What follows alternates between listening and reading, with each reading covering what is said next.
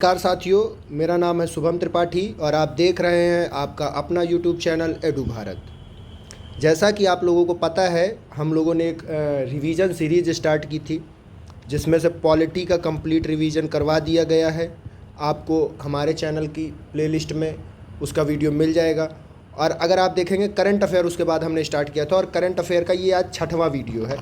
इसके पहले 5 वीडियोज़ हम डाल चुके हैं अपने चैनल पर, इसकी भी एक अलग से प्लेलिस्ट है, वो मिल जाएगी।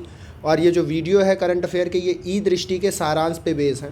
ई दृष्टि एक 232 पेज की किताब है जिसको पेपर का टाइम रिवाइज कर पाना बहुत मुश्किल होता है, इसलिए उसको हमने सार गर्भित किया है और छोटे में जैसे शॉर्ट नोट्स बना करके उसको पढ़ाने की कोशिश की है।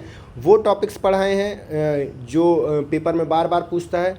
हर एक टॉपिक का वो पोर्शन चूज किया है जहाँ से क्वेश्चन आते हैं। कुछ चीज़ें जो छोड़नी है, जिनको आपको नहीं पढ़ना होता है, उनको हमने हटाया है ताकि आपके लिए समय बचा सकें हम और आपका रिवीजन तेज़ी से करवा सके। तो ये 5 वीडियो इसके आ चुके हैं, ये आज 6वां वीडियो है। और ई दृष्टि का ये 6वां वीडियो, इसमें हम लोग यूपी स्पेशल जो है, ठीक है, यूपी करंट जो है इसमें, ठीक है, और साथ में स्पोर्ट्स वाला पोर्शन ये करने वाले हैं। इसके अलावा अगर आप नेशनल की बात करेंगे, इंटरनेशनल की बात करेंगे, इकोनॉमिक की बात करेंगे, बजट की बात करेंगे, इकोनॉमिक सर्वे की बात करेंगे, साइंस की बात करेंगे, ये सारा कुछ कंप्लीट हो चुका है, ठीक है। अब इसके बाद अगर कुछ बच रहा है आज की क्लास के बाद, तो वो होंगी संक्षिप्त की, ठीक है, संक्षिप्त की। अब उस पर वीडियो बनाना क्या है, एक कठिन काम होता है क्योंकि वो बहुत सारा सघन है, बहुत ज़्यादा डेंस मटेरियल है। तो उसका अगर मैं पीडीएफ बना के आपको पढ़ाने हो तो उसमें टाइम वेस्ट जैसा काफ़ी कुछ होगा।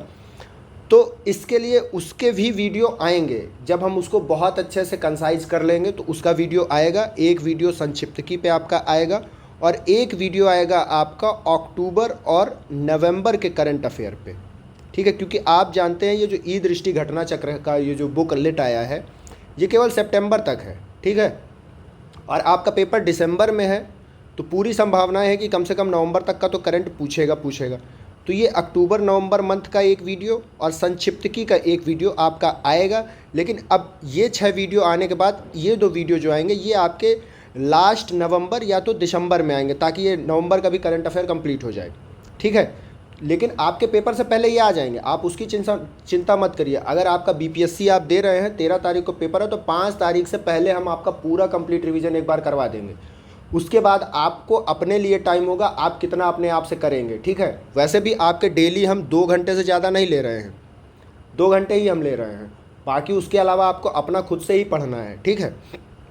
तो करंट अफेयर के 2 वीडियोज हैं जो कि बाद में आएंगे और ये 6वां वीडियो आज कंप्लीट हो जाएगा। इसके बाद ये लगभग ये 6 वीडियो जो हैं ये आपके करंट अफेयर का 70% पोर्शन कंप्लीट कर देंगे, ठीक है, 70% पोर्शन। और जो बचा कुचा 30% पोर्शन है, वो 30% में आप 20% मान लीजिए नवंबर और अक्टूबर और नवंबर का, और 10% संक्षिप्त किया मान लीजिए, ठीक है। तो ये हम आपका कंप्लीट कराएंगे। लेकिन ये अभी वीडियो थोड़ा डिले होके आएंगे क्योंकि उनके लिए अभी नवंबर का मटेरियल नहीं मिल पाएगा, पूरे नवंबर का मटेरियल आने में टाइम लगेगा। और फिर उसके बाद जो संक्षिप्त किया उनको हमको और सारगर्भित करना है, ठीक है। हमने काफ़ी उसमें प्रयास कर लिया, कुछ जो बचा है वो हम करेंगे और उसके बाद उसका वीडियो आएगा। तब तक के लिए हम आपका हिस्ट्री का रिवीजन इसी बीच करवा देंगे, ठीक है। इसी बीच हम आपका जियोग्राफी कंप्लीट करेंगे, ठीक है, और इसी बीच एनवायरनमेंट कंप्लीट करेंगे। और हमारी पूरी कोशिश रहेगी कि साइंस भी जो है इसी बीच में हो जाए। यानी कि ये 10 दिन, अगर आप देखें हिस्ट्री अकेले कम से कम 5 दिन लेगा, अगर मैं देखूँ 5 घंटे 6 घंटे की क्लासेस रहेंगी। ज्योग्राफी जो है ये भी लगभग 4 घंटे की क्लासेज इसमें भी रहेंगी, तो ज्योग्राफी भी 3 दिन ले लेगा लगभग।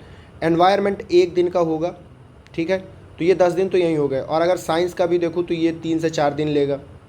तो ये नवंबर तक का तो शेड्यूल यही है, हिस्ट्री, ज्योग्राफी, एनवायरनमेंट और साइंस। और आज का जब ये कंप्लीट हो जाता है करंट, तो उसके बाद हम आपका बिहार स्पेशल जो थोड़ा सा है वो आपका, ठीक है, और करंट जो है वो जो बचा रहेगा वो कराएंगे। और इस तरह से आपका पूरा जो रिवीजन है वो 5 दिसंबर से पहले कंप्लीट हो जाएगा, ठीक है। तो ये मैंने एक ओवरव्यू दे दिया कि हमने क्या कर लिया है और आगे हम क्या करने वाले हैं, ठीक।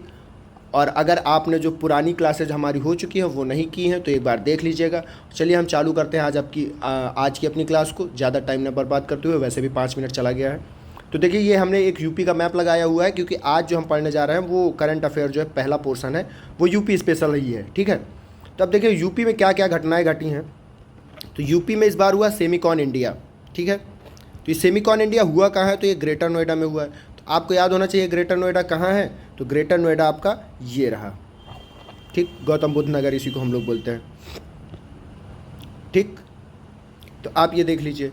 उसके बाद हम लोग जब आते हैं तो ग्रेटर नोएडा में आपका क्या हुआ, सेमिकॉन इंडिया। इसका काम क्या है, तो इसमें आपको 1 ट्रिलियन रुपए का एक विशेष अनुसंधान कोष बनाया जाएगा सेमीकंडक्टर क्षेत्र के विकास के लिए। अब देखिए इसकी थीम क्या रखी गई है, तो थीम है शेपिंग द सेमीकंडक्टर फ्यूचर। ये आप थीम याद रखिएगा। सेमिकॉन इंडिया की थीम क्या है, तो शेपिंग द सेमीकंडक्टर फ्यूचर। फिर उसके बाद यूपी सेमीकंडक्टर नीति 2024 भी लागू की गई है। तो देखिए इसमें 1 ट्रिलियन रुपए का एक विशेष फंड घोषित किया गया, एक विशेष अनुसंधान कोष घोषित किया गया है। किसके लिए, तो सेमीकंडक्टर के विकास के लिए। और यूपी सेमीकंडक्टर नीति घोषित की गई है और इसकी जो थीम है वो थीम है शेपिंग द सेमीकंडक्टर फ्यूचर। और ये सेमिकॉन इंडिया हुआ कहाँ है, तो ये ग्रेटर नोएडा में हुआ है। आप ये याद रखिएगा, इंपॉर्टेंट है ये, ठीक। अब हम अगला चलते हैं, यूपी सैनिक स्कूल कहाँ खुला है, तो यूपी सैनिक स्कूल गोरखपुर में खोला गया है। पूर्वांचल का पहला सैनिक स्कूल है। तो आप ध्यान रखिएगा ये पूर्वांचल का पहला है। अगर हम देश के पहले सैनिक स्कूल की बात करें तो ये खोला गया था आपका लखनऊ में 1960s, ठीक है। तो 1960 में खोला था। इसका उद्घाटन किया था तत्कालीन जो मुख्यमंत्री जी थे डॉक्टर संपूर्णानंद जी, ठीक। अब जटायु प्रजनन केंद्र कहाँ खोला गया, तो ये भी कैंपियरगंज गोरखपुर में खोला गया है। क्रिटिकली जो आपका जटायु है ये क्रिटिकली इंडेंजर्ड है, ठीक है। एशियाई किंग गिद्ध कहा जाता है इसको। इसके समर्पण के लिए ये विश्व का पहला संरक्षण केंद्र होगा, ठीक है, संरक्षण एवं प्रजनन केंद्र होगा ये, ठीक। तो आप ये भी याद रखिए कि जटायु संरक्षण एवं प्रजनन केंद्र जो है गोरखपुर में जो खुला है ये विश्व का पहला है अपनी तरह का। और गोरखपुर आपका कहाँ रहा, तो आप ये देखिए ये रहा आपका गोरखपुर। यहाँ आप देखेंगे कि पूर्वांचल का पहला सैनिक स्कूल खुला है, ठीक है, सैनिक स्कूल। और उसके बाद यहीं पे आप देखते हैं कि जटायु प्रजनन केंद्र भी है,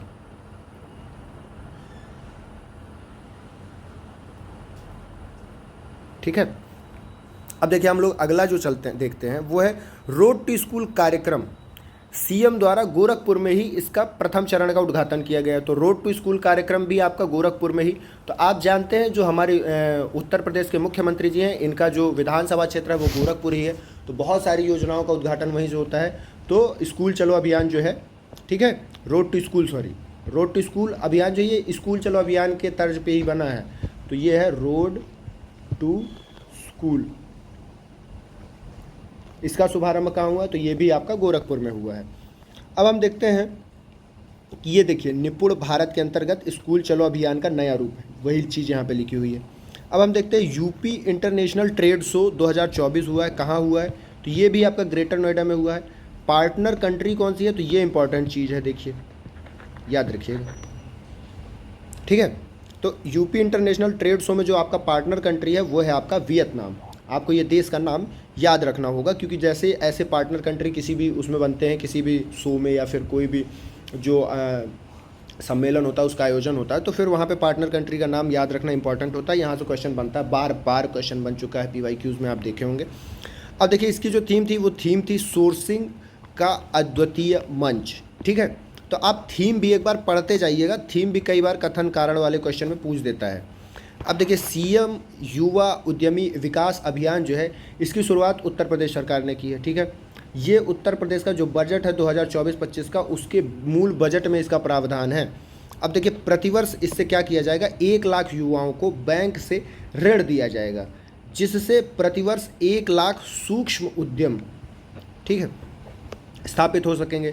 आगामी 10 वर्षों में 10 लाख युवा स्वरोजगार से जुड़ सकेंगे। मतलब सूक्ष्म क्षेत्र में उद्योगों को बढ़ावा देने के लिए प्रति साल 1 लाख लोगों को ऋण देने का ये एक प्रावधान है, ये याद रखिएगा आप। अब हम देखते हैं यूपी राज्य राजधानी क्षेत्र प्राधिकरण। ये देखिए जैसे दिल्ली का NCR है, ठीक है, वैसे ही अपना स्टेट का बनाया गया है, ठीक है। स्टेट का यूपी का बनाया गया है राज्य राजधानी क्षेत्र, स्टेट कैपिटल रीजन जिसको बोल सकते हैं हम लोग। और इसका जो अध्यक्ष होगा वो सीएम होगा और उपाध्यक्ष होगा जो वो मुख्य सचिव होगा। इस अथॉरिटी का यानी कि ये जो है यूपी राज्य राजधानी क्षेत्र प्राधिकरण, ठीक है, उसका जो अध्यक्ष है वो सीएम है और उपाध्यक्ष मुख्य सचिव है। अब देखिए इसके अंतर्गत ज़िले कितने शामिल हैं, तो आपके 6 ज़िले शामिल हैं। इन ज़िलों का नाम ज़रूर याद रखिएगा, लखनऊ, हरदोई, सीतापुर, उन्नाव, रायबरेली, बाराबंकी। अगर आप मैप में देखेंगे तो ये रहा आपका लखनऊ, सॉरी मैं कलर चेंज कर लेता हूँ, ये रहा आपका लखनऊ। अब लखनऊ एक तो खुद रहेगा, बाकी जो भी इनके बॉर्डरिंग ज़िले हैं आप देख सकते हैं, ये आपका रायबरेली रहा, ये आपका बाराबंकी रहा, ये आपका सीतापुर, ये आपका हरदोई और ये आपका उन्नाव। तो यही 6 ज़िले हैं जो आपके राज्य राजधानी क्षेत्र में शामिल किए गए हैं। अब हम लोग देखते क्या है कि यूपी नजूल संपत्ति विधेयक पारित किया गया। ये ऐसी भूमि को विभिन्न निजी व्यक्तियों या संस्थाओं को लीज पर दिए गए हैं जो पुराने पट्टाधारकों को 30 वर्ष का नवीनीकरण करेगा, ठीक है।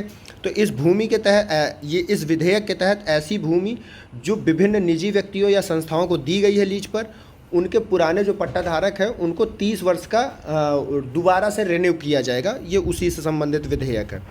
अब हम देखते हैं यूपी राज्य विश्वविद्यालय संशोधन अधिनियम जो है, इससे राज्य शब्द हटाने का प्रावधान किया गया है, ठीक है। तो अब जो होगा वो यूपी विश्वविद्यालय कहा जाएगा उनको, ठीक है, राज्य विश्वविद्यालय के बजाय। अब देखिए यूपी नोडल विनिधान रीजन विनिर्माण जो है, इसके लिए $1 ट्रिलियन की घोषणा की गई है। देखिएगा अब इसके जो अध्यक्ष होंगे वो सीएम होंगे, ठीक है, यूपी निर्माण क्षेत्र बोर्ड के अध्यक्ष होंगे, ठीक। अब देखिए पेड़ लगाओ पेड़ बचाओ वृक्षारोपण जन अभियान शुरू किया गया है। मुख्यमंत्री जी ने इसको शुरू किया है और कहाँ शुरू किया है, तो ये शुरू किया है कुकरेल नदी के पास। अब ये कुकरेल नदी कहाँ है, तो ये आपकी नदी है लखनऊ में, गोमती नदी है, वहीं पे ये कुकरेल नदी भी है। अभी ये वर्तमान में अगर आप देखेंगे तो एक नाले की तरह है, इसको डेवलप किया जा रहा है। तो देखिए यहाँ पे सौमित्र वन में इसका शुभारंभ किया जाएगा, ठीक है। हरिशंकरी वृक्ष वाटिका स्थापित की गई है यहीं पे। अब हम देखते हैं वर्ष 2030 तक प्रदेश में हरित आवरण को 9.23% से बढ़ा के 15% करने का टारगेट रखा गया है। तो आप ये टारगेट याद रखिएगा, ऐसे टारगेट वाली चीज़ें बहुत बार पूछता है, तो आप ये याद रखिएगा कि 9.23% जो भारत का हरित वन क्षेत्र है उत्तर प्रदेश का हरित वन क्षेत्र है, उसको 15% करना है। और ये जो हमारा पेड़ लगाओ पेड़ बचाओ अभियान है, इसके तहत सबसे ज़्यादा वृक्ष लगाए गए हैं तो किसी ज़िले में, तो सोनभद्र में। अब आप जानते हैं कि उत्तर प्रदेश का सबसे ज़्यादा वन क्षेत्र भी सोनभद्र में ही है। अब देखिए प्रयागराज में क्या हुआ है, तो हमारा संविधान हमारा सम्मान अभियान का दूसरा क्षेत्रीय कार्यक्रम हुआ है। जगदीप धनखड़ जो आपके उपराष्ट्रपति जी हैं, इन्होंने इसका शुभारंभ किया है, ठीक है, आप इनका नाम याद रखिए। अब देखिए उपवन योजना और हेरिटेज ट्री अडॉप्शन योजना चालू की गई है। हेरिटेज ट्री अडॉप्शन इसका मतलब ये है कि पुराने, जैसे कि एक तो यहाँ पे उपवन शब्द है, एक हेरिटेज ट्री। देखिए अब कोई पुराना वन टाइप का है, छोटा, उपवन का मतलब वन का जो छोटा सा पार्ट हो, ठीक है, और जो हेरिटेज ट्री है मतलब ऐसे पुराने पेड़ जो बहुत पुराने हैं उनको संरक्षण देने के लिए हेरिटेज ट्री अडॉप्शन योजना शुरू की गई है। इसके तहत 948 विरासत वृक्षों का पोषण किया जाएगा। तो कितने वृक्ष टारगेट किए गए हैं, तो आप ये संख्या ध्यान दीजिएगा, 948 है, 948। अब देखिए मित्र वन एक घोषणा की गई, जैसे सौमित्र वन कुकरेल नदी के पास किया गया था योजना के तहत, ऐसे मित्र वन की एक घोषणा की गई है और ये नेपाल की सीमा पर इसकी स्थापना की घोषणा की गई है, ठीक है। मित्र वन के साथ ही शक्ति वन, युवा वन, बाल वन जैसे विशेष वनों की भी स्थापना की जाएगी। तो आप ये याद रखिएगा मित्र वन कहाँ स्थापित किए गए हैं, तो ये नेपाल की जो सीमा है उसकी सीमा पर स्थापित किए जाएंगे, ठीक। अब हम देखते हैं हाथरस हादसा जो हुआ है, अभी आप जान रहे हैं कि वहाँ पे बाबा जी दे रहे थे अपना प्रवचन और भगदड़ की वजह से वहाँ पे बहुत से लोगों की हताहत हुए थे, बहुत से लोगों की जान चली गई थी। तो उसकी जांच के लिए ब्रजेश कुमार श्रीवास्तव जी जो हैं, इनकी अध्यक्षता में एक कमेटी बनाई गई। बस आपको इस कमेटी के अध्यक्ष का नाम याद रखना है। अब देखिए बायो प्लास्टिक पार्क यूपी में बनाया गया, कहाँ बना है, तो ये कुंभीग्राम, गोला तहसील है, गोला गोकर्णनाथ तहसील है एक, और ये वहीं लखीमपुर खीरी में बना है, ठीक है। तो आप ये बायो प्लास्टिक पार्क याद रखिएगा कहाँ है, तो आपका ये है लखीमपुर खीरी। लखीमपुर खीरी आपका मैप में कहाँ है, तो ये रहा आपका लखीमपुर खीरी, नेपाल के साथ बॉर्डर है इसका। यहाँ पे बना है आपका बायो प्लास्टिक पार्क। ठीक है, अब चलिए देखते हैं हम लोग। यहाँ से पॉइंटर फॉर्म में आपका चालू हो गया है। आगरा व प्रयागराज में इंटीग्रेटेड मैन्युफैक्चरिंग क्लस्टर बनाए जाएंगे। अब आप जान रहे हैं अभी जो हम लोगों का बजट है उसमें जो 12 शहरों को एक डेवलप सिटी के रूप में डेवलप करने का, आर्थिक गलियारे के रूप में डेवलप करने का जो प्रावधान किया गया है, उसमें 12 में से जो ये 2 हैं आगरा और प्रयागराज भी उनमें शामिल किए गए हैं। ठीक है, तो ये उसी के तहत है कि इंटीग्रेटेड मैन्युफैक्चरिंग क्लस्टर कहीं बन रहे हैं तो यूपी में आगरा और प्रयागराज में बन रहे हैं। अब देखिएगा ये अगला फैक्ट है, कोठी रोशन उद्दौला लखनऊ में है, बरसाना जल महल कहाँ है तो ये मथुरा में है, और शुक्ला तालाब कहाँ है, ये कानपुर देहात में है। इन तीनों विरासत स्थलों को पर्यटन स्थल के रूप में विकसित करने की घोषणा की गई है। तो आप अब इन तीनों को कैसे याद रखेंगे, तो आप इनकी जगह के साथ, मतलब अगर कोई नाम है उसकी जगह, वो उसकी लोकेशन है कहाँ, उसको याद रखिएगा, क्योंकि ऐसे क्वेश्चन मिलान वाले में बनाने की बहुत ज़्यादा संभावनाएं रहती है। तो जैसे कि वो 4 ऑप्शन देगा एक साइड, 4 ऑप्शन दूसरे साइड, और फिर वो मिलाने को बोलेगा आपको। तो याद रखिएगा, कोठी रोशन उद्दौला लखनऊ में है, बरसाना जल महल कहाँ है, मथुरा में है, और शुक्ला तालाब जो है ये आपका कानपुर देहात में है। अब हम देखते हैं यूपी ग्रीन हाइड्रोजन नीति 2024 के अनुसार 2028 तक 1 मिलियन मीट्रिक टन हाइड्रोजन उत्पादन करना है आपका, ग्रीन हाइड्रोजन उत्पादन। ठीक है, तो आप याद रखिएगा ये नीति 24 में आई है और इसके तहत टारगेट कब का रखा गया, तो 2028 का, और 2028 तक कितना, तो 1 million metric ton green hydrogen या ग्रीन अमोनिया उसी को कहेंगे हम, प्रतिवर्ष उत्पादन क्षमता प्राप्त करने का लक्ष्य निर्धारित किया गया है। मतलब 1 साल में आपको इतना उत्पादित करना है। अब आप देखेंगे राज प्रताप सिंह जो है ये यूपी के नए राज्य निर्वाचन आयुक्त बन गए हैं, और राज्य कुमार विश्वकर्मा जी जो हैं ये नए मुख्य सूचना आयुक्त बन गए हैं। सूचना आयुक्त का कार्यकाल क्या होता है उत्तर प्रदेश में, तो ये 3 साल या तो 65 वर्ष होता है। अब हम देखते हैं अडानी डिफेंस एंड एयरोस्पेस द्वारा कानपुर में, ये जगह याद रखिएगा, कानपुर में दक्षिण एशिया का सबसे बड़ा गोला बारूद व मिसाइल कॉम्प्लेक्स का उद्घाटन किया गया है। तो किसने किया ये उद्घाटन, तो अडानी एंड जो ग्रुप है, ठीक है, अडानी डिफेंस एवं एयरोस्पेस कंपनी है उनकी, और उसने दक्षिण एशिया का सबसे बड़ा गोला बारूद और मिसाइल कॉम्प्लेक्स का उद्घाटन किया है अपने कानपुर में। अब हम देखते हैं भारत की पहली हाइपर वेलोसिटी विस्तार सुरंग का परीक्षण सुविधा कहाँ पे स्थापित की गई है, तो ये IIT कानपुर में की गई है। अब हम देखते हैं MV गुह अयोध्या में और MV निषाद राज इसका वाराणसी में उद्घाटन किया गया। ये दोनों एक तरह के छोटे छोटे जहाज़ हैं और शिप है जिनसे मतलब पर्यटन को बढ़ावा दिया जाएगा, जल पर्यटन को।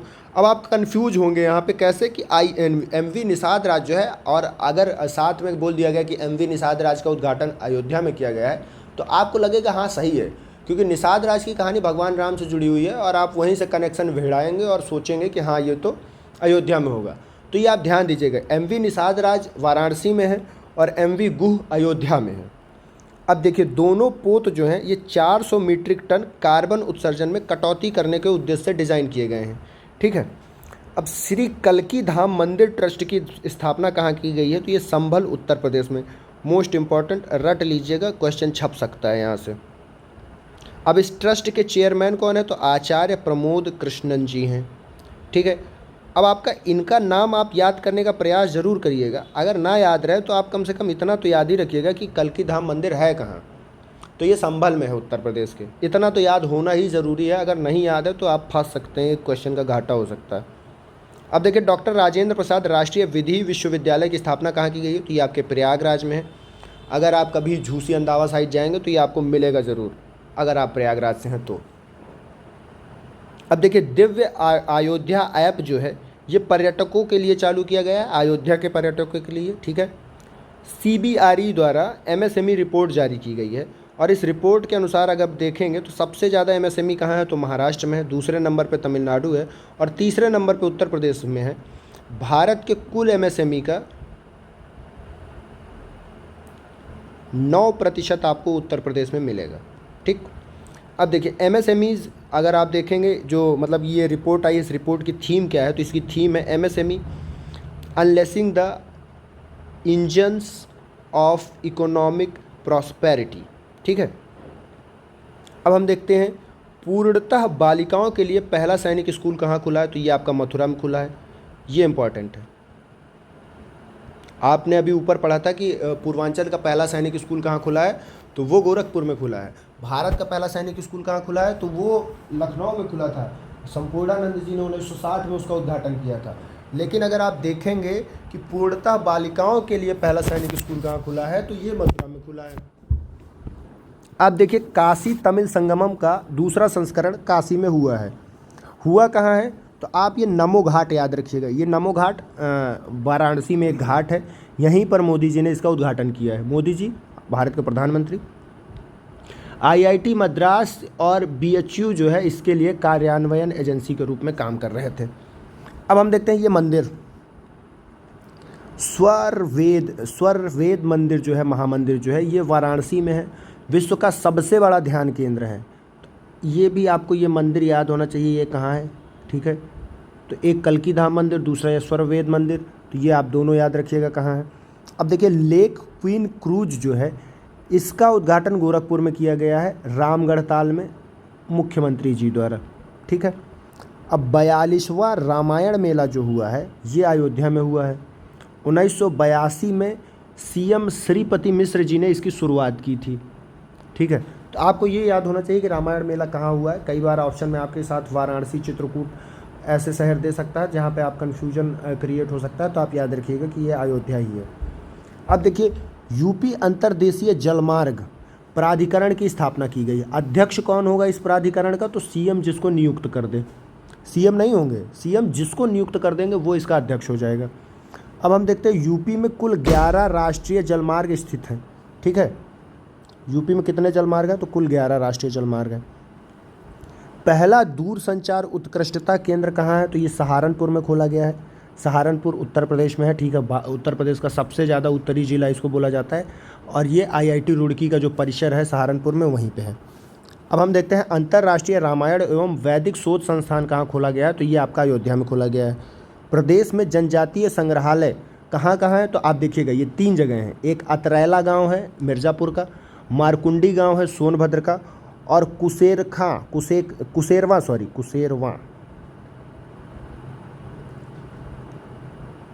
मैं एक बार दोबारा से लिख देता हूँ जिनको स्पष्ट नहीं हो रहा है, कुसेरवा, ठीक है। ये महाराजगंज का है। तो आपके प्रदेश में 3 गांव ऐसे हैं, कुसेरवा गांव महाराजगंज, अतरैला गांव मिर्ज़ापुर और मारकुंडी गांव सोनभद्र। तीनों जनजातीय आबादी वाले ज़िले हैं। यहाँ पे काफ़ी मात्रा में जनजाति है और यहीं पे जनजाति संग्रहालय की स्थापना की गई है। अब हम देखते हैं नौसेना शौर्य संग्रहालय निर्माण कार्य परियोजना कहाँ की गई है, तो ये लखनऊ में की गई है, गोमती नदी के तट पर, ठीक है। अब हम देखते हैं समर्थ अभियान जो है लखनऊ में अमृत महोत्सव के तहत 50,000 ग्राम पंचायतों में लेन देन को बढ़ावा देने हेतु चालू किया गया है। अब हम देखते हैं पशु चिकित्सा विज्ञान महाविद्यालय कहाँ है, तो ये पशु चिकित्सा विज्ञान महाविद्यालय कहाँ है, तो ये आपका गोरखपुर में खोला गया है। कहाँ कैसे खोला गया है, तो इसके लिए मथुरा से संबंधित जो एक पशु विज्ञान विश्वविद्यालय है उससे मदद ली गई है, ठीक है। अब हम देखते हैं आनंदा डेयरी जो है, आनंदा डेयरी और अमेरिया पैजोरा। अब आप यहाँ पे देखेंगे ये ब्राज़ील की डेयरियाँ हैं दो ठो, कौन कौन सी, अमेरिया पैजोरा और बीएच एम्ब्रियोस। इन दोनों के बीच आनंदा डेयरी और अमेरिया पैजोरा तथा बीएच एम्ब्रियोस, ये जो ब्राज़ील की डेयरी हैं, इन तीनों के बीच समझौता हुआ है। किस चीज़ के लिए समझौता हुआ, तो यूपी में दुग्ध उत्पादन को बढ़ावा देने के लिए इनके बीच समझौता हुआ है, ठीक है। अब हम देखते हैं हर बच्चे के लिए हर अधिकार अभियान चालू किया गया है। कहाँ, तो उत्तर प्रदेश में।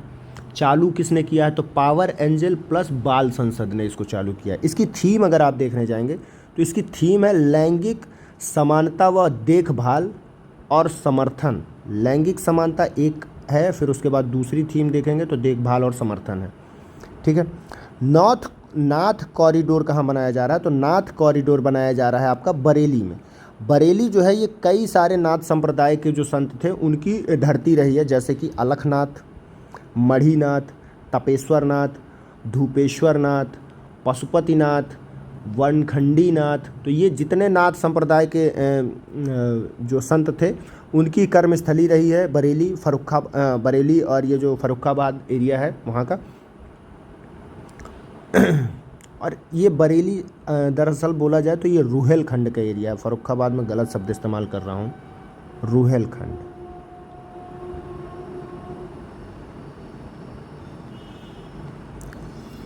अब हम देखते हैं भारत ड्रोन शक्ति 2023। तो इसका उद्घाटन कहाँ हुआ था? तो ये गाज़ियाबाद में हुआ था।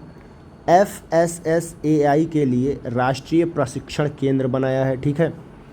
अब हम देखते हैं विजयपुर औरैया फूलपुर, ये एक गैस पाइपलाइन है, 352 किलोमीटर की है। ये इन 3 शहरों के बीच चलेगी, विजयपुर, औरैया और फूलपुर। अब हम देखते हैं रोबोटिक प्रोसेस ऑटोमेटिक लैब कहाँ खोला गया है? तो ये भी आपका गोरखपुर में खोला गया है। तो आप देखिएगा जब आप पढ़ रहे होंगे तो गोरखपुर में जो जो चीज़ें हो रही हैं आप उन सारी चीज़ों को एक जगह कलेक्ट करके नोट कर लीजिएगा, बहुत ज़्यादा बेनिफिशियरी रहेगा आपके लिए। अब हम देखते हैं अत्याधुनिक क्वांटम प्रौद्योगिकी समर्थित हरित हाइड्रोजन उत्पादन कहाँ हुआ है? तो ये आपका BHU ने किया है। अब हम देखते हैं नंदिनी कृषक समृद्धि योजना जो है नंद बाबा मिशन के हिस्से के रूप में चालू की गई है। इस योजना के तहत 25 गायों की 35 इकाई स्थापित की जा सकती हैं। सब्सिडी 3 चरणों में दी जाएगी। प्रारंभ में 10 मंडलों में इसकी शुरुआत की जाएगी। अब हम देखते हैं गांडीव 5 जो है ये पुलिस मुख्यालय लखनऊ में शुरू किया जाएगा, ठीक है। और इसमें NSG द्वारा आयोजित होगा आतंकी घटनाओं से निपटने के लिए। तो गांडीव 5 जो है ये NSG और UP पुलिस के बीच एक समझौता टाइप का है, एक सम्मिलित वर्कशॉप है, लखनऊ में की जाएगी, जो कि आतंकी घटनाओं से निपटने के लिए किया जाएगा। ये देखिए आपका जो UP स्पेशल था वो हो गया है रैप अप। अब हमारा जो अगला पोर्शन है वो है स्पोर्ट्स। अब स्पोर्ट्स पोर्शन अगर आप देखेंगे तो आपकी जो ई दृष्टि है वहाँ पे 30 से 35 पेज में है ये अकेले। इसको हमने किया है कंसाइज, कहाँ कहाँ से स्पोर्ट्स के आपके क्वेश्चन बनते हैं। तो आप देखिएगा ग्रैंड स्लैम से आपके क्वेश्चन बार बार बनते हैं, बार बार आपने यहाँ से क्वेश्चन देखे होंगे।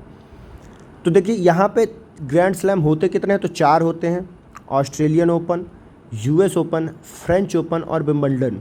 अब देखिए US ओपन सबसे बाद में होता है, लेकिन मैंने इसको इधर क्यों कर लिया है? क्योंकि ये याद करने में आसानी के लिए होगा। क्योंकि अगर आप देखें तो जो ऑस्ट्रेलियन ओपन का मेल सिंगल्स है, मतलब कि पुरुष एकल जिसको हम बोलेंगे, उसका विनर कौन है? तो जेनिक सिनर है। और जो US ओपन है उसका भी विनर कौन है? तो वो भी जेनिक सिनर है। जेनिक सिनर किस देश का निवासी है? तो उसके देश का नाम इटली है। आप देश का नाम ज़रूर याद रखिएगा, कई बार ये पूछता है कि प्लेयर किस कंट्री से है। तो आप देखेंगे मेल सिंगल्स में जेनिक सिनर जो हैं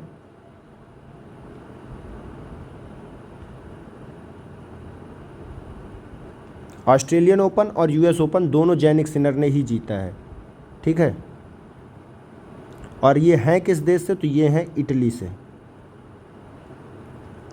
अब हारा कौन है? तो डेनियल मेदवेदेव। आप देखेंगे ऑस्ट्रेलियन ओपन कौन हारा है? तो डेनियल मेदवेदेव हारे हैं और इनकी कंट्री है रूस, ठीक है। और जो US ओपन हारा है वो है टेलर फिट्ज और ये USA के ही निवासी हैं। अब देखेंगे हम आते हैं फ्रेंच ओपन और विंबलडन में। तो आप देखेंगे फ्रेंच ओपन जीता कितने हैं? तो कार्लोस अल्कराज ने जीता है। और विंबलडन भी किसने जीता है? तो कार्लोस अल्कराज ने जीता है। और अल्कराज हैं किस देश के? तो ये स्पेन के हैं। क्या नाम है इनका? Carlos Alcaraz. हैं कहाँ से? तो स्पेन से, ठीक है। अब देखिए यहाँ हारा कौन है फ्रेंच ओपन में? तो अलेक्जेंडर जेवरेव हारे हैं और ये जर्मनी से हैं, अलेक्जेंडर जेवरेव। और आप देखेंगे विंबलडन कौन हारा है? तो नोवाक जोकोविच हारे हैं और जोकोविच कहाँ से हैं? तो ये सर्बिया से हैं। तो ये आपका देखिए मेल सिंगल्स हो गया। अब सबसे ज़्यादा क्वेश्चन बनने की संभावना यही मेल सिंगल से होती है, ठीक है। अब जब मेल सिंगल्स से सबसे ज़्यादा संभावना है, लेकिन उसके बाद फीमेल सिंगल्स भी पूछता है, कई बार फीमेल सिंगल्स से क्वेश्चन पूछ देता है, तब हम फीमेल सिंगल्स पढ़ेंगे। फीमेल सिंगल्स में आप देखते हैं US ओपन किसने जीता है? तो एरिना सबालेंका ने जीता है। और जो ऑस्ट्रेलियन ओपन भी एरिना सबालेंका ने जीता है और यूएस ओपन भी एरिना सबालेंका ने जीता है। इसीलिए मैंने ऑस्ट्रेलियन ओपन और यूएस ओपन को एक साथ लिखा था, क्योंकि मुझे पता है कि आप जब एक साथ दो दो को याद करेंगे तो आपके लिए आसानी रहेगी। तो जीतने वाली एरिना सबालेंका, अगर मैं इनका नाम लिख दूँ इधर साइड में, एरिना सबालेंका हैं। ये किस देश की महिला? तो ये महिला है बेलारूस से। बेलारूस ये रूस का पड़ोसी है, पहले कभी रूस का ही पार्ट हुआ करता था। अब देखिए हारा कौन है यहाँ पे, तो किन्वेन सेंग ये चीन की है, ये ऑस्ट्रेलियन ओपन हारी हैं एरिना सबालेंका से। और जो यूएस ओपन हारी हैं वो जेसिका पेंगुला हैं और ये यूएस की ही निवासी हैं। किन्वेन सेंग ये चीन की निवासी हैं, ये यूएस ओपन हारी हैं। और जेसिका पेंगुला जो है ये यूएस ओपन हारी हैं और ये यूएस की ही निवासी हैं। तो आप देखेंगे यूएस ओपन में चाहे मेल हो चाहे फीमेल, हारने वाला निवासी जो है वो यूएस का ही है। ठीक है, अब हम देखते हैं, देखिए फ्रेंच ओपन किसने जीता है, तो ईगा स्वीटेक ने जीता है। ईगा स्वीटेक हैं कहाँ की? तो ये फिनलैंड की है, ईगा स्वीटेक। अब ईगा स्वीटेक नाम से आप स्विट्जरलैंड मत मार दीजिए क्योंकि स्विट्जरलैंड की है, नहीं, ये पोलैंड से हैं। तो और हारा कौन है, तो आप याद रखेंगे जैस्मिन पावोलिनी जो है ये हारी हैं यहाँ पे। ठीक है, ये हैं कहाँ की? तो ये इटली से हैं। अब हम अगला देखते हैं अपना विंबलडन। तो विंबलडन जीता है बारबोरा ने। बारबोरा किस देश की हैं?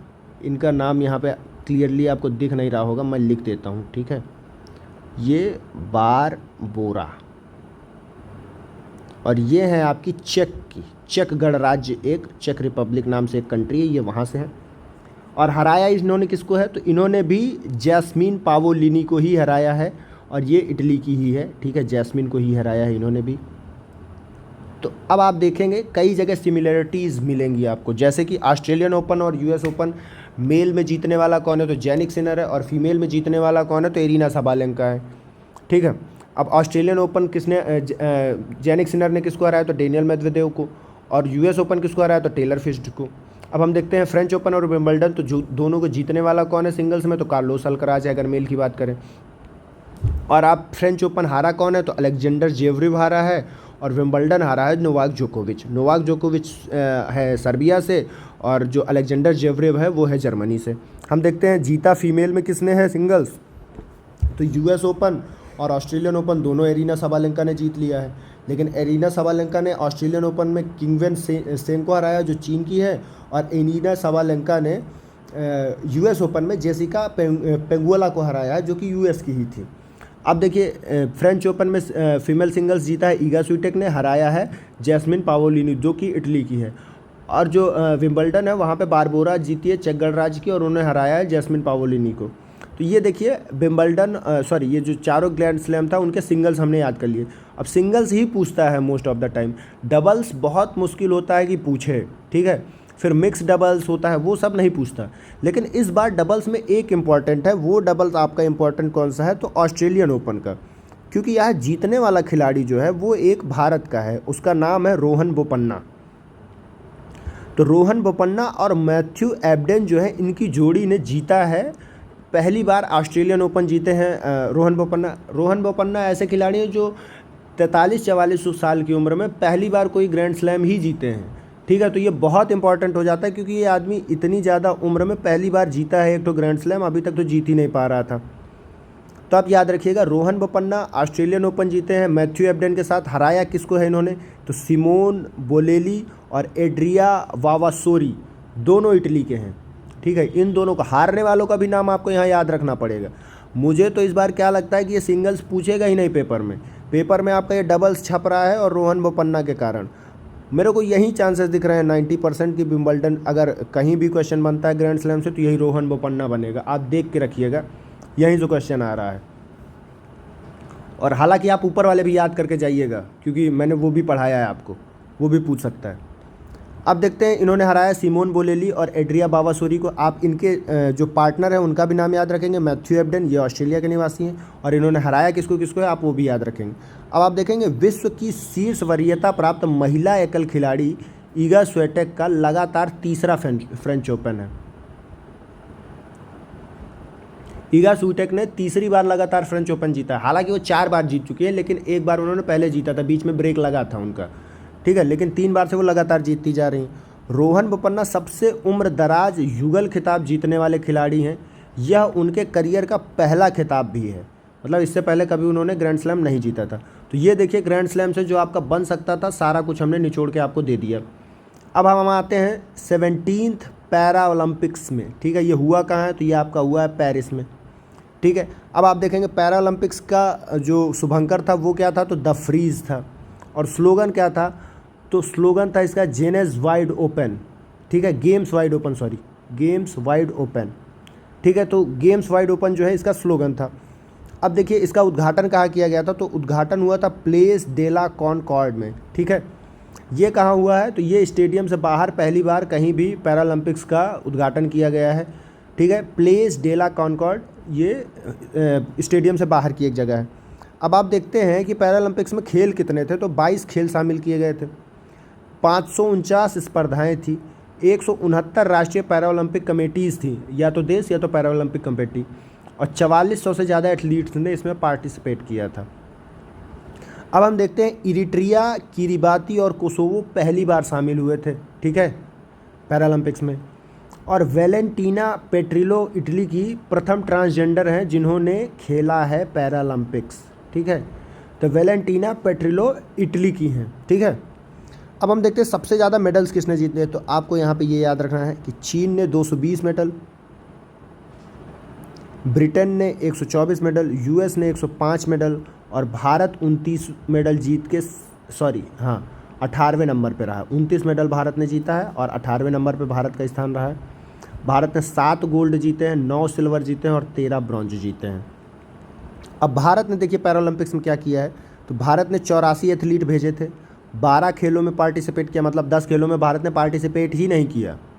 आप देखेंगे 179 का कुल समूह गया था भारत से, मतलब जिसमें से 84 तो आपके एथलीट थे, बाकी उनका सपोर्ट स्टाफ था। अब आप देखेंगे कि साइकिलिंग, रोइंग, ब्लाइंड जूडो में भारत ने पहली बार भाग लिया था। भारत ने कुल 12 खेलों में भाग लिया, जिनमें से 3 तो इसी बार जुड़े थे। अब आप देखेंगे सुमित अंतिल और भाग्यश्री, ये पैरा 60 फुट की खिलाड़ी हैं, और सुमित अंतिल जो है ये पैरा भाला फेंक के खिलाड़ी हैं, ठीक है। ये उद्घाटन समारोह में ध्वजवाहक थे। ध्वजवाहक आप दोनों रट के जाइएगा, पूछता है समापन समारोह वाला भी और उद्घाटन समारोह वाला भी, तो आप ये याद रखिएगा, ठीक है। तो समापन समारोह में कौन था? तो हरविंदर सिंह और प्रीति पाल, ठीक है। ये प्रीति पाल जो है आपकी धावक है, और ये समापन समारोह में ध्वजवाहक थी। अब आप देखेंगे गोल्ड किसने किसने जीता है। तो गोल्ड वाले नाम कम से कम आपको याद होने चाहिए। तो अवनी लेखरा, इन्होंने गोल्ड जीता है निशानेबाजी में। हरविंदर सिंह ने तीरंदाजी में जीता है। धर्मवीर ने एथलीट थ्रो में जीता है। नवदीप जो है ये भाला फेंक में जीते हैं। ये भी भाला फेंक में आपने देखा होगा, जिनकी हाइट कम है ये वो हैं। अब आप देखेंगे सुमित अंतिल जो है, इन्होंने ये भी भाला फेंक के खिलाड़ी हैं। फिर उसके बाद नीतीश कुमार जो है ये बैडमिंटन में इन्होंने गोल्ड जीता है। और प्रवीण कुमार, इन्होंने एथलेटिक्स ऊंची कूद में गोल्ड जीता है। अब देखिए ये हो गया हम लोगों का पैरालंपिक्स। पैरालंपिक्स में आपको कम से कम ये याद होना चाहिए कि किसने किसने गोल्ड जीता है, क्योंकि 29 मेडल आपको सारे याद रख पाना बहुत मुश्किल हो जाता है कि आप सबके याद रखें कि किसने कौन सा मेडल जीता। लेकिन आप कम से कम गोल्ड वालों के नाम तो याद ही रखिएगा और उनका स्पोर्ट याद रखिएगा। उसके बाद ध्वजवाहक कौन था उद्घाटन में और समापन समारोह में। और उसके बाद आपको याद रखना है कि कौन से देश ने कितने मेडल जीते हैं। टॉप 3 कम से कम याद रखिए और भारत की रैंकिंग याद रखिए। और हाँ, ऊपर शुभंकर आपको याद रखना है, स्लोगन याद रखना है, ठीक है। अब देखिए आपका 9वां T20 वर्ल्ड कप भी इसी साल हुआ है। और T20 वर्ल्ड कप जीता कौन है? तो भारत जीता है। तो इस T20 वर्ल्ड कप में टीमें कितनी शामिल थी? तो 20 टीमें शामिल थी। पहली बार कौन कौन सी टीमें खेली थी? तो कनाडा, युगांडा और यूएसए ने पहली बार पार्टिसिपेट किया था। आयोजन कहाँ हुआ था? तो वेस्ट इंडीज और यूएसए में इस बार आयोजन हुआ था, ठीक है। और इस बार का जो T20 वर्ल्ड कप था उसके ब्रांड एम्बेसडर कौन थे? तो युवराज सिंह, क्रिस गेल, शाहिद अफरीदी ये पाकिस्तान वाले जनाब हैं। और आप देखेंगे उसेन बोल्ट, ये धावक है जमैका के, ये सारे ब्रांड एम्बेसडर बनाए गए थे। अब देखिए फाइनल मैच हुआ कहाँ था, तो इसके ग्राउंड का नाम आपको याद रखना है, Kingston Oval stadium, bridge town, Barbados में। 7 रन से भारत जीता है अफ्रीका को हरा के। विराट कोहली जो है प्लेयर ऑफ द मैच थे और बुमराह जो थे ये प्लेयर ऑफ द टूर्नामेंट थे। आप देखेंगे सर्वाधिक रन किसने बनाए, तो गुरबाज ने बनाए हैं सर्वाधिक रन इस पूरे टूर्नामेंट में। सर्वाधिक विकेट अर्शदीप और फजल अल फारूकी ने लिए हैं 17-17। और निकोलस पूरन जो है इन्होंने सर्वाधिक 98 रनों की सबसे बड़ी पारी खेली थी और 17 छक्के भी इन्होंने ही लगाए हैं सबसे ज़्यादा। अब हम देखेंगे वेस्ट इंडीज़ वर्सेस अफगानिस्तान के मैच में 218 का सर्वाधिक सबसे बड़ा स्कोर बना था। रोहित शर्मा सबसे तेज 50 मारा है इन्होंने, 19 में 50 वर्ल्ड कप में। पैट कमिंस पहले ऐसे खिलाड़ी बन गए हैं जिन्होंने लगातार 2 मैचों में हैट्रिक ले ली थी। ये भी एक याद करने का फैक्ट है। और अगर एक फैक्ट ये भी था कि लॉकी फर्गूसन जिन्होंने थे वो 4 के 4 ओवर में डन फेंक दिए थे उन्होंने। तो इतना ज़्यादा देखिए क्रिकेट पे इतना क्वेश्चन नहीं बनेगा, लेकिन आप फिर भी इतना तो कम से कम याद ही रखें। अब देखिए पैरालंपिक्स हो गया था, अब यहाँ पे जो है ये ओलंपिक है।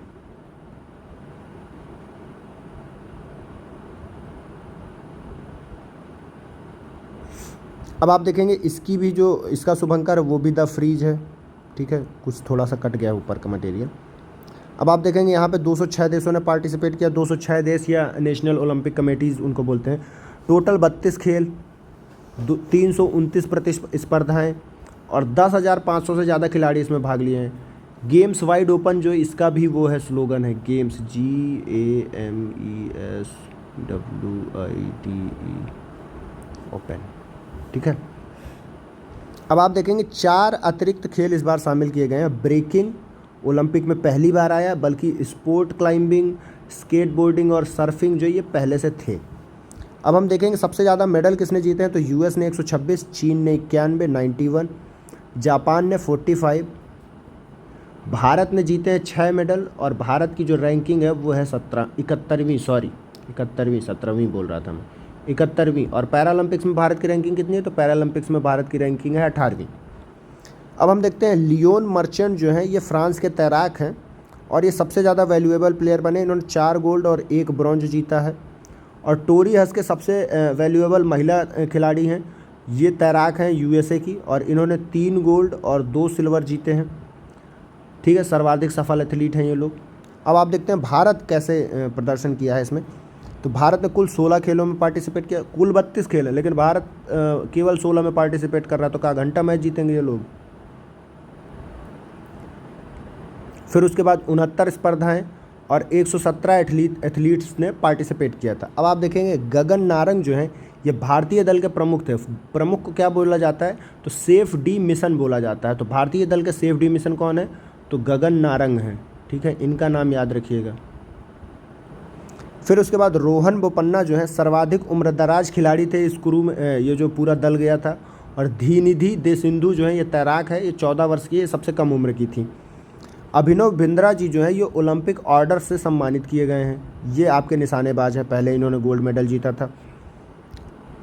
अब देखिए भारत ने कौन कौन से मेडल जीते हैं, तो मनु भाकर ने जीता है, एक ओलंपिक में 2 कांस्य पदक जीतने वाली पहली महिला खिलाड़ी बन गई हैं, पहली भारतीय महिला निशानेबाज हैं जो कोई भी मेडल जीती हैं।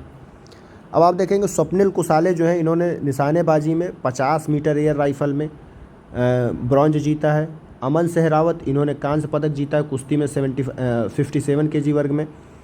मनु भाकर और सरबजोत सिंह ने कांस्य पदक जीता है 10 मीटर एयर पिस्टल में। और पुरुष हॉकी टीम ने भी कांस्य पदक जीता है। अब आते हैं अपने स्टार नीरज चोपड़ा जी, इन्होंने रजत पदक जीता है, ठीक है। अब हम देखते हैं सारा एन हिलबार्ट जो है ये यूएस की हैं, इन्होंने गोल्ड जीता है। कहाँ गोल्ड जीता है, जिस प्रतिस्पर्धा में विनेश फोगाट को घोषित किया, डिस्क्वालीफाई कर दिया गया था, उस प्रतियोगिता में सारा हिल्डनब्रांड ने गोल्ड जीता है। आपका सबसे ज़्यादा इम्पोर्टेंट क्वेश्चन तो यहीं पे है, और सब ऊपर वाला इम्पॉर्टेंट है, ऐसा नहीं कि इम्पॉर्टेंट नहीं है, पढ़िएगा ज़रूर। लेकिन सबसे ज़्यादा इम्पॉर्टेंट जो मुझे लगता है वो ये लगता है कि विनेश फोगाट डिस्क्वालीफाई हुई, तो फिर गोल्ड कौन जीता, क्योंकि सबसे ज़्यादा जो वो थी चांसेस थी फोगाट जी के ही गोल्ड जीतने के चांसेस थे। अगर फोगाट जी खेल गई होती तो गोल्ड जीत जाती, लेकिन वो नहीं खेली, डिस्क्वालीफाई हो गई, बहुत बड़ी न्यूज़ बनी, बहुत ज़्यादा सुर्खियाँ बटोरी इस सूचना ने। तो फिर आपको याद होना चाहिए कि इसमें गोल्ड किसने जीता था, तो ये गोल्ड जीता था सारा एन हिलब्रांड ने, और ये यूएस की थी। और जब डिस्क्वालीफाई हुई आपकी विनेश फोगाट, तो उनकी जगह खेला किसने, तो यूजनेलिस गुज़मैन नाम की ये खिलाड़ी हैं और क्यूबा के खिलाड़ी हैं। इन्होंने सिल्वर जीता है इस प्रतिस्पर्धा में। अब देखिए हॉकी में क्या है, तो हॉकी में नीदरलैंड ने गोल्ड जीता है, जर्मनी ने सिल्वर और भारत ने ब्रॉन्ज। अब आप देखते हैं जो हम लोगों के ध्वजवाहक हैं, तो उद्घाटन समारोह में पीवी सिंधु और शरत कमल शेट्टी जो है ये ध्वजवाहक हैं, और जो समापन समारोह है वहाँ मनु भाकर और पीआर श्रीजेश ये समापन समारोह में ध्वजवाहक हैं। ये 33वां ओलंपिक था जो इस बार हुआ है। कहाँ हुआ है, तो पेरिस में। 34वां कहाँ होगा, तो लॉस एंजल्स यूएस में। और 35वां कहाँ होगा, तो ब्रिस्बेन ऑस्ट्रेलिया में। अब हम देखते हैं 13वां one day world cup last year हुआ था इसी नवंबर के महीने में। आ रही है वो तारीख भी 19, आज 17 है। 2 दिन बाद सबका दिल टूटा था। आप देखेंगे जो इसका शुभंकर था वो ब्लेज और टोंक था। इसका जो गीत था वो था दिल बोले जश्न, दिल जश्न जश्न बोले, ऐसा एक गीत था। सचिन तेंदुलकर जी जो थे ये वैश्विक दूत बनाए गए थे। पहली बार भारत ऐसा हो रहा था कि अकेले मेज़बानी कर रहा था। इसके पहले भारत मेज़बानी कर चुका है, लेकिन इस बार भारत अकेले मेज़बानी कर रहा था। आप देखेंगे ऑस्ट्रेलिया ने ये जीता था खिताब भारत से, 6वां खिताब है ये ऑस्ट्रेलिया का। क्रिकेट विश्व कप में भारत की सबसे बड़ी जीत 302 रन से की थी।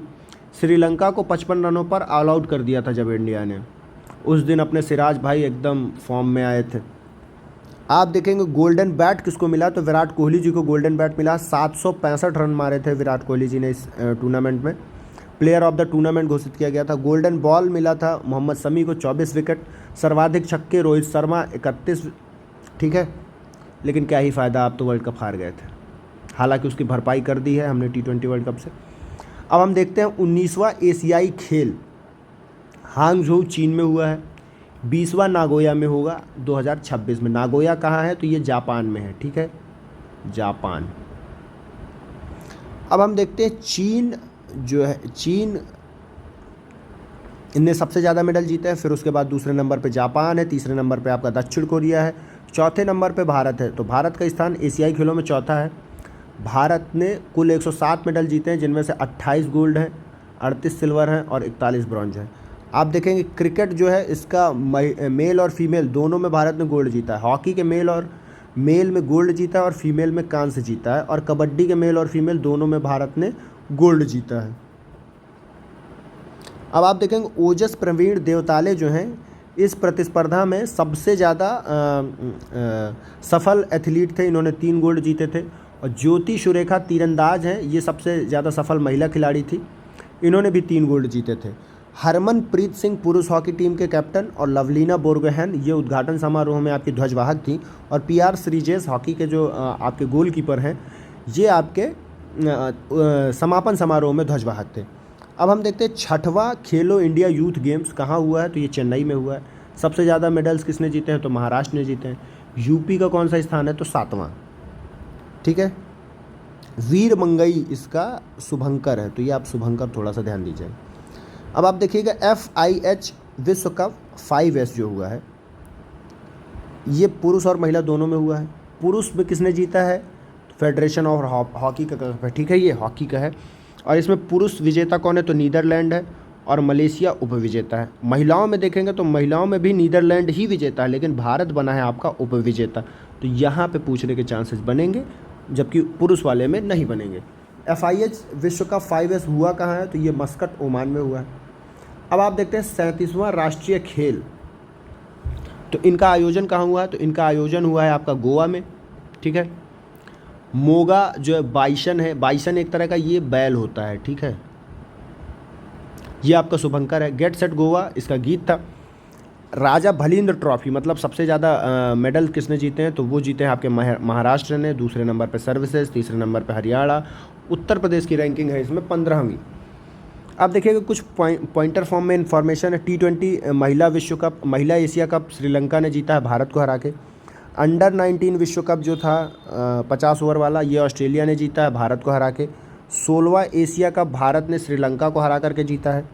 दिलीप ट्रॉफी किसने जीती है? तो इंडिया ए ने जीती है, इंडिया सी को हराकर। रणजी ट्रॉफी किसने जीती है? तो मुंबई ने जीती है 42वीं बार विदर्भ को हराकर। विजय हजारे ट्रॉफी किसने जीती है? तो हरियाणा पहला खिताब जीता है राजस्थान को हराकर। सैयद मुश्ताक अली ट्रॉफी जीता है पंजाब पहली बार बड़ौदा को हराकर। और ईरानी कप जीता है शेष भारत सौराष्ट्र को हराकर। आप जानते हैं कि ये 5 की पाँचों जो ट्रॉफीज़ हैं ये क्रिकेट से संबंधित हैं। ठीक, अब देखिए 45वां शतरंज ओलंपियाड जो हुआ है, महिला और पुरुष दोनों वर्ग में भारत ने गोल्ड जीत लिया है। और 17 वर्षीय गुकेश जो है विश्व शतरंज चैंपियनशिप में के इतिहास में सर्वाधिक युवा चैलेंजर बन गए हैं। अब देखिए ये कुछ छोटी छोटी सुर्खियां हैं खेल से संबंधित, जिनका नोट्स बनाना मेरे लिए मुश्किल था, तो मैंने डायरेक्ट पेज ऐड कर दिया है, तो आप थोड़ा सा ध्यान दीजिएगा। ठीक है, यहाँ मैं आपको सिर्फ वही इन्फॉर्मेशन बताऊंगा जो इम्पोर्टेंट है, फालतू वाली इन्फॉर्मेशन बिल्कुल नहीं बताना मेरे को आपको। तो ये देखिए चर्चित खेल व्यक्तित्व आप आर अश्विन देखेंगे, रविचंद्रन अश्विन। क्रिकेट की एक पारी में 37 बार 5 विकेट लेकर के इन्होंने शेन वॉर्न की बराबरी कर ली है। ठीक है, इससे ज़्यादा इनसे आगे कौन है? तो सिर्फ मुथैया मुरलीधरन है, 67 बार उन्होंने लिया है। नहीं पूछेगा बिल्कुल भी। आरती जो है ये भारतीय महिला पैदल चाल एथलीट हैं, लीमा में, ये भी नहीं पूछेगा। आप देखते हैं जैसा ये आईसीसी के अगले चेयरमैन इनको चुना गया है। ठीक है, गौतम गंभीर ये भारत की क्रिकेट टीम के कोच बन चुके हैं। ये आपका मैनेलो मार्केज, ये याद रखिएगा, ये स्पेन के पेशेवर फुटबॉल प्रबंधक हैं और ये भारतीय पुरुष फुटबॉल टीम के मुख्य कोच नियुक्त किए गए हैं। जिया राय जो है ये भारतीय पैरा तैराक हैं। ठीक है, इंग्लिश चैनल को पार करने वाली विश्व की सर्वाधिक युवा बन चुकी हैं, ये सबसे तेज पैरा तैराक बनी है। तो ये भी आपको याद होना चाहिए, पैरा तैराक कौन? जिया राय। अब शिखर धवन भारतीय क्रिकेट खिलाड़ी हैं, Indian motorcycle grand prix brand के एम्बेसडर, ये सब नहीं पूछता है। ठीक है, अब आप यहाँ देखिएगा पूजा तोमर का नाम। तो मिश्रित भारतीय मिश्रित मार्शल आर्ट जो है उसकी खिलाड़ी हैं, ये अल्टीमेट फाइटिंग चैंपियनशिप में कोई मुकाबला जीतने वाली पहली भारतीय महिला बनी है। उनको साइक्लोन के नाम से जाना जाता है। ठीक है, अब हम चलते हैं अपने अगले पेज पे। तो श्रुति वोरा का नाम क्यों इंपॉर्टेंट है? ये भारतीय महिला घुड़सवार हैं। ठीक है, और 3 स्टार ग्रैंड प्रिक्स जीतने वाली पहली भारतीय घुड़सवार बनी है ये। ठीक है, तो आप ये याद रखिएगा श्रुति वोरा का नाम। अब देखिए अंतर्राष्ट्रीय क्रिकेट में 600 या उससे अधिक छक्के लगाने वाले पहले बल्लेबाज बन गए हैं कौन आपके? तो रोहित शर्मा जी। सुनील छेत्री इन्होंने संन्यास ले लिया है, विश्व में सबसे ज़्यादा चौथे नंबर पर सबसे ज़्यादा अंतर्राष्ट्रीय गोल करने वाले खिलाड़ी हैं, ये चौथे स्थान पे हैं। ठीक है, फ्रैंक डकवर्थ जो हैं, ये डकवर्थ लुईस सिस्टम जो आप जानते हैं डीएलएस क्रिकेट में जो होता है, ये उसी के जनक हैं। इनका निधन हो गया है, तो आप फ्रैंक डकवर्थ का नाम याद रखिएगा। ठीक है, क्रिकेट वाले तो इनका नाम जानते ही हैं। अब देखिए पी श्याम निखिल जो है तमिलनाडु में शतरंज खिलाड़ी है, भारत के 85वें शतरंज ग्रैंड मास्टर बने हैं। सृष्टि खंडागले जो हैं ये महिला जिम्नास्ट हैं और ट्रैम्पोलिन एशियाई चैंपियनशिप 2024 में रजत पदक इन्होंने अपने नाम किया है। इस प्रतियोगिता के इतिहास में भारत का पहला पदक है ये, इस कारण ये इम्पॉर्टेंट हो जाता है। अब हम लोग देखते हैं अगला कामी रीता शेरपा, ये 54 वर्षीय नेपाली शेरपा गाइड हैं, पर्वतारोही हैं। ठीक है, ये भी। ज्योति रात्रे ये माउंट एवरेस्ट पर चढ़ने वाली सर्वाधिक उम्र दराज भारतीय महिला बन गई है, ये आप याद रखिएगा, इंपॉर्टेंट होगा। 55 वर्षीय हैं। पीवी सिंधु ये आपका टोबैको के लिए नियंत्रण के लिए ब्रांड एम्बेसडर बनाया गया है। पीआर सीरीज गोलकीपर हैं। ठीक है, और चिली की महिला हॉकी खिलाड़ी कैमिला कैरम को FIH की एथलीट समिति का सह अध्यक्ष नियुक्त किया गया है। देवेंद्र झांझरिया जो है ये भारतीय पैरा भाला फेंक एथलीट हैं और इन्हें भारतीय पैरालंपिक समिति का निर्विरोध रूप से अध्यक्ष चुना गया। बिल्किस मीर, ये नाम याद रखिएगा, इंपॉर्टेंट है। जम्मू कश्मीर की पूर्व नौका चालक है, वर्तमान में भारतीय कायाकिक और कैनोइंग एसोसिएशन की जूरी सदस्य हैं। वह पेरिस ओलंपिक 2024 में जूरी सदस्य के रूप में नियुक्त होने वाली भारत की पहली महिला है। तो ये आपका इंपॉर्टेंट है क्या? तो बिल्किस मीर का नाम, ये आप याद करके जाइएगा। ये हाईलाइट नहीं कर रहा,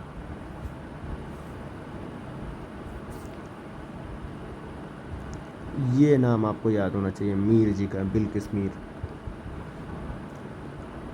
अब हम देखते हैं रस कुक, ये भी आपका विद्या रानी, ये भी इंपॉर्टेंट नहीं है आपके लिए। हम चलते हैं अगले पेज पे। तो हाँ, रचिन रविंद्र जो है इनको सर रिचर्ड हेडली अवार्ड प्रदान किया गया है, सबसे युवा खिलाड़ी बन गए हैं ये अवार्ड पाने वाले। ये अश्वथ कौशिक जो है ये 8 वर्षीय सिंगापुर के शतरंज खिलाड़ी हैं और क्लासिक शतरंज में किसी ग्रैंड मास्टर को हराने वाले सबसे युवा खिलाड़ी बन गए हैं। कौन? अश्वथ कौशिक। तो इनका नाम थोड़ा सा आप ध्यान दीजिएगा। अब हम देखते हैं इस पेज में अगला कौन सा नाम है। तो हरप्रीत चांडी, अंटार्कटिका में सबसे तेज अकेले स्की अभियान पूरा किया है उन्होंने अकेले 1130 किलोमीटर लंबे अभियान को 31 दिन 13 घंटे 19 मिनट में पूरा किया। लिएंडर पेस और विजय अमृतराज पूर्व भारतीय टेनिस खिलाड़ी हैं। International tennis hall of fame के लिए चुने जाने वाले पहले एशियाई पुरुष बन गए हैं। हॉल ऑफ फेम में ये पहले भारतीय सदस्य हैं। अब हम देखते हैं अंतिम पंघल को। इनको rising star of the year 2023 से सम्मानित किया गया है। अब देखिए विविध जो है इधर हमारे बहुत सारे गेम्स होंगे, उनको भी देखेंगे। ग्लोबल आईसीसी डेवलपमेंट पुरस्कार, क्रिकेट खेलने वाले 6 इमर्जिंग देश कौन कौन से हैं? तो Mexico, Oman, Netherland, UAE, Nepal, Scotland. ठीक है। अब देखिए ब्रिक्स गेम्स पहली बार हुए हैं, तो आपके लिए ये थोड़ा सा इंपॉर्टेंट हो जाते हैं, ध्यान दीजिएगा। कहाँ हुए हैं? तो ब्रिक्स गेम्स कजान रूस में आयोजित किए गए हैं। सबसे ज़्यादा मेडल रूस ने ही जीते हैं। सेकंड नंबर पे बेलारूस है, थर्ड नंबर पे चीन है, 8th नंबर पे आपका इंडिया है। ठीक है। इंडिया ने इसमें 3 गोल्ड जीते हैं, टोटल 29 मेडल जीते हैं। भारतीय स्वर्ण पदक विजेता अपर्णा है, ये वुशु में जीता है। मीनाक्षी मुक्केबाजी में और अनामिका भी मुक्केबाजी में। अब हम देखते हैं सर्वाधिक भुगतान वाले खिलाड़ी कौन है? तो क्रिस्टियानो रोनाल्डो हैं, सबसे ज़्यादा $260 मिलियन इनको प्रतिवर्ष मिलता है। जॉन रैम गोल्फ के खिलाड़ी हैं, 218 मिलियन। Lionel Messi $135 million. विश्व फुटबॉल दिवस कब मनाया जाता है? तो ये आपका मनाया जाता है 25 मई को। ठीक है। लॉरियस विश्व खेल पुरस्कार ये दिया गया। Laureus world sportsman of the year Novak जोकोविच को प्रदान किया गया। टेनिस खिलाड़ी सर्बिया से, और आपको याद होगा विंबलडन ओपन में ये उपविजेता रहे हैं। अब हम लोग देखते हैं कि खेलो इंडिया उभरती प्रतियोगिताओं की पहचान, कीर्ति कार्यक्रम। आप ये कार्यक्रम जरूर याद रखिएगा, इट्स इम्पॉर्टेंट फॉर यू, बहुत ज़्यादा इम्पॉर्टेंट। ये कार्यक्रम का शुभारंभ किसने किया? तो केंद्रीय युवा कार्यक्रम एवं खेल मंत्रालय द्वारा। कीर्ति का फुल फॉर्म क्या है? तो खेलो इंडिया राइजिंग टैलेंट आइडेंटिफिकेशन। ठीक है। चलते हैं हम लोग अगले पेज में। खेलो इंडिया यूनिवर्सिटी गेम्स। ठीक है। ये हुआ कहाँ है?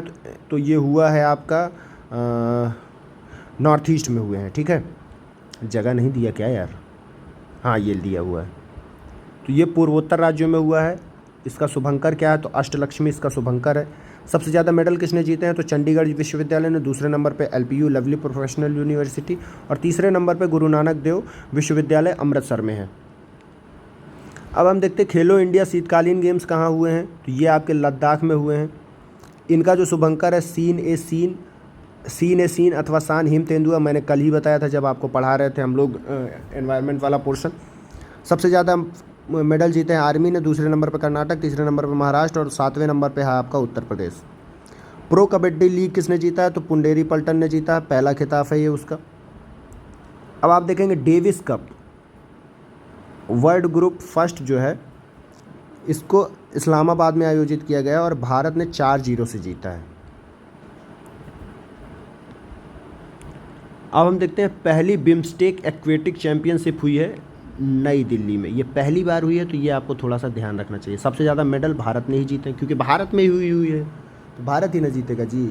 एक्वाटिक चैंपियनशिप है। ठीक है। हर्ष सरोहा 3 गोल्ड मेडल जीते हैं इन्होंने अकेले, सर्वश्रेष्ठ तैराक बने हैं ये। अब देखिए आईसीसी के कुछ पुरस्कार हैं। तो सर गारफील्ड सोबर्स ट्रॉफी जो है ये पैट कमिंस को दी गई है सर्वश्रेष्ठ पुरुष खिलाड़ी के लिए। ये 2023 के अवार्ड हैं सब। ठीक है। राचेल हियो फ्लिंट ट्रॉफी जो है ये 2023 की सर्वश्रेष्ठ महिला खिलाड़ी के लिए दिया गया है। नेट साइवर ब्रंट ये इंग्लैंड की खिलाड़ी हैं। आईसीसी का सर्वश्रेष्ठ एक दिवसीय अंतर्राष्ट्रीय खिलाड़ी, तो पुरुष में विराट कोहली, महिला में चमारी अट्टापट्टू श्रीलंका से हैं। आईसीसी के सर्वश्रेष्ठ T20 प्लेयर कौन है? तो पुरुष में सूर्य कुमार यादव भारत से, और हैली मैथ्यूज वेस्ट इंडीज़ से। आईसीसी वर्ष 2023 का सर्वश्रेष्ठ टेस्ट खिलाड़ी कौन है? तो उस्मान ख्वाजा ऑस्ट्रेलिया से। ICC emerging cricketer of the year कौन है? तो ये आपके हैं सचिन रविंद्र न्यूजीलैंड से, और महिला में अगर आप देखेंगे तो फेबे लिचफील्ड ऑस्ट्रेलिया से। और हम आगे देखते हैं क्या, तो बीसीसीआई नमन पुरस्कार जो है, बीसीसीआई, हाँ बीसीसीआई ही तो है। Colonel CK Nayudu lifetime achievement पुरस्कार ये फारूक इंजीनियर और रवि शास्त्री को प्रदान किया गया है। सर्वश्रेष्ठ अंतर्राष्ट्रीय महिला खिलाड़ी दीप्ति शर्मा और स्मृति मंदाना 2019-20 और उससे 22-23 के लिए, और स्मृति मंदाना को 20-21 और 21-22 के लिए। पाली उमरीगर पुरस्कार दिया गया तो 2019-20 के लिए समी को, 20-21 के लिए अश्विन को, 21-22 के लिए आपके बुमराह को, और 22-23 के लिए शुभमन गिल को। ठीक है, बीच गेम्स आयोजित किए गए, ये इंपॉर्टेंट है, बीच गेम्स पहली बार आयोजित किए गए, आप इनको जरूर ध्यान दीजिएगा, पूछ देगा पेपर में, नहीं याद रखेंगे तो टाइम बोल जाएंगे। तो मेज़बान कौन है? तो दीव है, दीव दमन दीव वाला दीव, ठीक है, दादरा नगर हवेली एवं दमन दीव, ठीक है, प्रथम संस्करण था। शुभंकर क्या? पर्ल, पर्ल क्या है? एक डॉल्फिन है। ओवरऑल चैंपियन कौन है? तो मध्य प्रदेश। क्या हुआ है? तो 7 स्वर्ण जीते हैं, कुल 18 पदक। अब आप देखेंगे राष्ट्रीय खेल पुरस्कार, अगर आप देखेंगे तो मेजर ध्यानचंद्र खेल रत्न पुरस्कार 2023 की किसको दिया गया? तो चिराग शेट्टी बैडमिंटन, और सात्विक साईराजन रैंकी रेड्डी ये भी बैडमिंटन से। अर्जुन पुरस्कार मोहम्मद शमी को दिया गया है, आर वैशाली शतरंज को, Parul Chaudhary athletics, Diksha Dagar golf, Krishan Bahadur Pathak hockey से, Nasreen kho kho, Harminder Pal Singh Sandhu squash, Ayhika Mukherjee table tennis. आप एक बार इनके नाम जरूर पढ़िएगा, ठीक है। FIH हॉकी स्टार अवार्ड्स 2023 इसकी घोषणा की गई है। पुरुष में हार्दिक सिंह भारत से जीते हैं, ठीक है। अब हम देखते हैं खेलो इंडिया पैरा गेम्स 2023 नई दिल्ली में आयोजित किए गए हैं। पहला संस्करण था, ये 7 पैरा खेल शामिल किए गए थे, और इसका शुभंकर उज्ज्वला था। एक गौरैया है जो कि सबसे ज़्यादा मेडल हरियाणा ने जीते हैं, दूसरे नंबर पे आपका यूपी है। अब देखते हैं IOC ओलंपिक कप 2023 किसने जीता है? तो ओलंपिक संग्रहालय लुसाने द्वारा इसका आयोजन किया गया है, ठीक है। और हम देखते हैं 67वें बैलन डियोर पुरस्कार की, तो आयोजन पेरिस फ्रांस में हुआ है। खेल कौन सा है? तो फुटबॉल है। बैलन डियोर विजेता कौन है? तो लियोनेल मेसी है, अर्जेंटीना से है, 8वीं बार इन्होंने ये जीता है। अंतर्राष्ट्रीय ओलंपिक समिति का 171वां सत्र कहाँ आयोजित किया गया? तो मुंबई में, भारत में, ठीक है। अब हम देखते हैं 2023 के मध्य अक्टूबर में हुआ था। यह दूसरा अवसर था जब अंतर्राष्ट्रीय ओलंपिक समिति का सत्र भारत में आयोजित किया गया, इससे पहले 1983 में हुआ था, ठीक है। मोदी जी 141वें सत्र का शुभारंभ किया। IOC के लॉस एंजल्स ओलंपिक 2028 में 5 खेलों के अतिरिक्त खेल के रूप में शामिल करने का निर्णय लिया गया। ये खेल हैं T20 cricket, baseball, softball, flag football, squash और लैक्रोस। फ्लैग फुटबॉल और स्क्वैश ओलंपिक खेलों का हिस्सा पहली बार बनेंगे। अब देखिए आगामी खेल कौन कौन से हैं। तो 9वां ICC महिला T20 विश्व कप कहाँ होना है? तो UAE में होना 2024 में। 10वां ICC महिला T20 विश्व कप 2026 में इंग्लैंड और वेल्स में। 14वां ODI क्रिकेट विश्व कप दक्षिण अफ्रीका, जिम्बाब्वे और नामीबिया में। 15वां ODI विश्व कप 2031 में भारत बांग्लादेश में। 10वां पुरुष T20 विश्व कप भारत और श्रीलंका में 26 में। 11वां पुरुष T20 विश्व कप 2028 में ऑस्ट्रेलिया न्यूजीलैंड में। 12वां पुरुष T20 विश्व कप इंग्लैंड, वेल्स, आयरलैंड और स्कॉटलैंड में 2030 में। चैंपियंस ट्रॉफी 2025 की पाकिस्तान में, जिसमें पाकिस्तान कह रहा है भारत पाकिस्तान आए, पाकिस्तान में खेले, भारत कह रहा है हम नहीं आएंगे। चैंपियंस ट्रॉफी 2029 कहाँ होनी है? तो ये भारत में होनी है, और इसमें पाकिस्तान कहेगा कि हम भारत नहीं जाएंगे, और अगर पाकिस्तान भारत नहीं आए तो पाकिस्तान ये खेल भी नहीं पाएगा। फुटबॉल फीफा क्लब विश्व कप 2025 कहाँ होगा? तो US में। 23वां फीफा फुटबॉल विश्व कप 2026 कहाँ होगा? तो कनाडा, मैक्सिको, अमेरिका में। 24वां फीफा फुटबॉल का वर्ल्ड कप कहाँ होगा? तो ये मोरक्को, पुर्तगाल और स्पेन में होगा। अब आप देखते हैं विविध अलग जो है एशियाई शीतकालीन खेल 2025 हार्बिन चीन में होने हैं। FIH पुरुष हॉकी विश्व कप 2026 बेल्जियम नीदरलैंड में होना है। 34वें ओलंपिक्स जो है ये लॉस एंजल्स में, 35वें ब्रिस्बेन में। 20वां एशियाई खेल आईची नागोया जापान में। 21वां दोहा कतर में। 22वां एशियाई खेल रियाद सऊदी अरब में। 14वें दक्षिण एशियाई खेल 2025 पाकिस्तान में आयोजित किए जाएंगे। विश्व बैडमिंटन चैंपियनशिप 2026 भारत में। कबड्डी विश्व कप 2025 पश्चिमी मिडलैंड इंग्लैंड में। और जो 47वां शतरंज ओलंपियाड 2028 है ये अबू धाबी में आयोजित किया जाएगा। अब ये मैराथन है, नहीं पूछता कभी, एक भी बार नहीं पूछा यहाँ से क्वेश्चन। तो देखिए दोस्तों करंट अफेयर जो है आपका, इसकी 6 क्लासेज आज कंप्लीट हो चुकी हैं।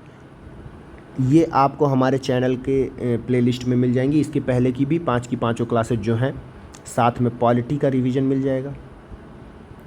ये जो करंट अफेयर हमने अब तक करा दिया 6 क्लासेज में, ये आपके टोटल करंट अफेयर का 70 to 75% है। अब आप कहेंगे भाई तू 75% पढ़ा के कहाँ निकल लिया, तो इसके 2 वीडियोज़ और आएंगे, ठीक है, 2 वीडियोज़ और आएंगे। वो दोनों मैं दिसंबर के पहले या दूसरे दिन ही डालूंगा। क्यों? क्योंकि उसमें मुझे अक्टूबर नवंबर का डाटा कवर करना है। नवंबर तो आप जान ही रहे हैं चल रहा है, तो इसका डाटा मुझे अभी मिल ही नहीं सकता जब तक नवंबर ख़त्म नहीं हो जाता। और मैं छीछा लेदर नहीं मचाना चाह रहा हूँ कि बार बार ये वीडियो करता रहूँ। तो आप करंट अफेयर के इन 6 वीडियोज़ को तब तक तैयार कीजिए। इनका PDF आपको मिल जाएगा हमारे टेलीग्राम चैनल पे। हमारे एडिटर साहब उसको आज ही अपलोड कर देंगे इस वीडियो के साथ ही, ठीक है।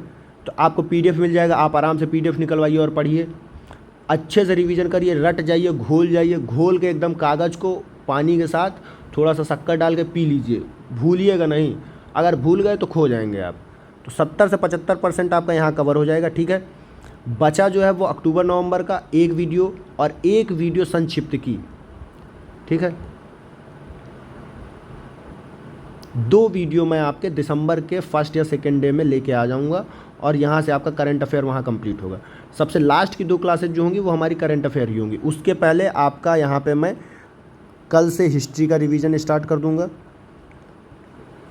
हिस्ट्री मोस्टली 4 से 5 वीडियो लगेगा 1-1 घंटे का, ठीक है। फिर उसके बाद जियोग्राफी करवाऊंगा जो लगभग 3 से 4 वीडियो लगेगा, ठीक है, 1-1 डेढ़ घंटा, 1 घंटा 15 मिनट ऐसे। और फिर आप देखेंगे एनवायरनमेंट, ये 1 वीडियो का है मेरे लिए। और फिर आपका बचता है साइंस, और ये आपका 4 से 5 वीडियो इसके भी रहेंगे। तो आप देखेंगे हमने पॉलिटी कंप्लीट करा ही दिया है। तो आपका बचा ये आप देखेंगे तो ये आपके जो कोर एरिया है वो पूरा कंप्लीट हो गया। और 5 तारीख से पहले आपका कुछ भी नहीं बचेगा। 5 दिसंबर तक मैं आपका पूरा रिवीजन कंप्लीट करवा दूंगा। और 5 दिसंबर के बाद आपके पास अपना समय होगा, आपका क्या कहाँ पढ़ना चाह रहे हैं, कितनी बार रटना चाह रहे हैं वो आप करिएगा, ठीक है।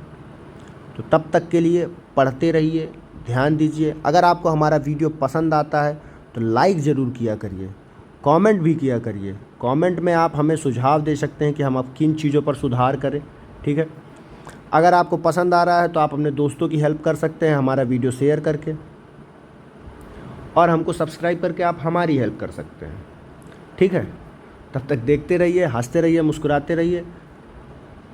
जय हिंद, जय भारत। मैं शुभम त्रिपाठी, धन्यवाद।